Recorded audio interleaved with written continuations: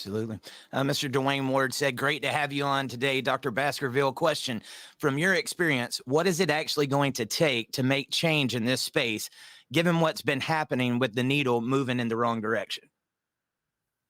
Well, yes, it has been in the wrong direction. And I think, as I predicted and other people have predicted, this won't be confined to fathers. It won't be confined to, men or divorced parents. It's going to spread. The injustices are going to spread. And that's precisely what's happened today.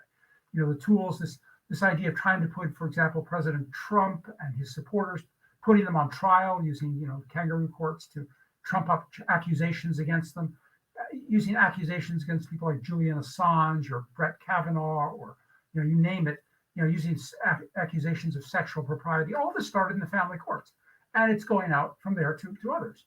So, people have to realize that this is, as Martin Luther King used to say, an injustice anywhere is a threat to justice anywhere. You can't quarantine injustice.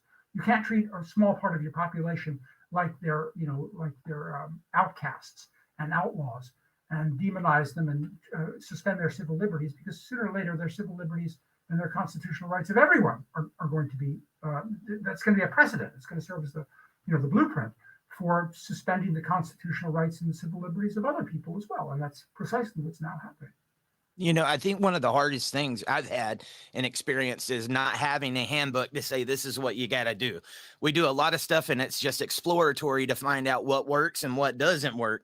And with all this experience that you've got, I just like to ask, because I'm trying to educate myself with this. If you could go back then to when you first started with the knowledge that you have now, what would you have done different? I'm not sure, really. I'm not sure what I would have done. Sometimes I feel like I'm talking to a wall. Yes. I still feel like I'm talking to a wall. I feel like I didn't really answer your question, what can be done? Similarly, when men come to me and say, my wife just absconded with the children, I've been hauled into the divorce court, they took custody away from me, what do I do? My answer is, well, frankly, there's nothing you can do. Same answer people gave me 25 years ago. There's not much you can do. What would I do? I would concentrate on a few things. First of all, don't believe the right. Don't believe the conservatives. Don't believe the pro-family people. Don't swallow their rhetoric. They talk a good talk, but they're just trying to keep you quiet. So don't believe them.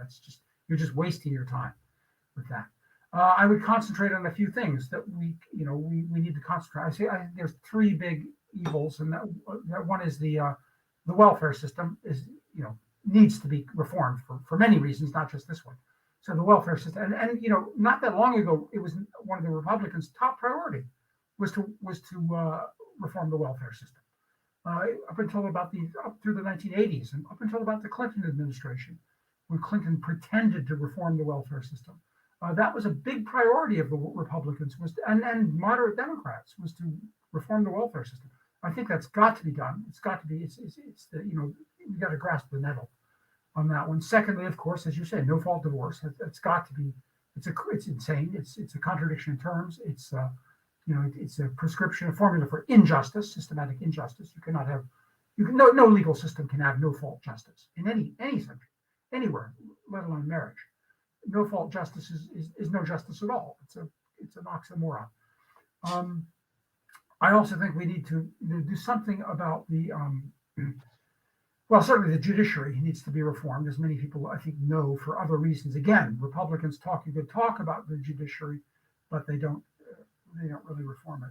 And the other thing I think we need to take back is the traditional bastions of masculinity, which have become woke and become feminized. And the foremost of those, of course, is the military. It's become bureaucratic. First, it became bureaucratic, and then it became feminized, and now it's become woke.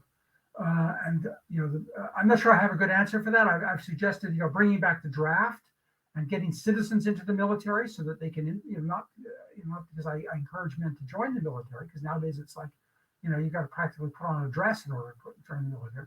But if we got more men, volunteer men, citizens, a citizen army again into the military, and it might be able to take it back again from the functionaries and the bureaucrats.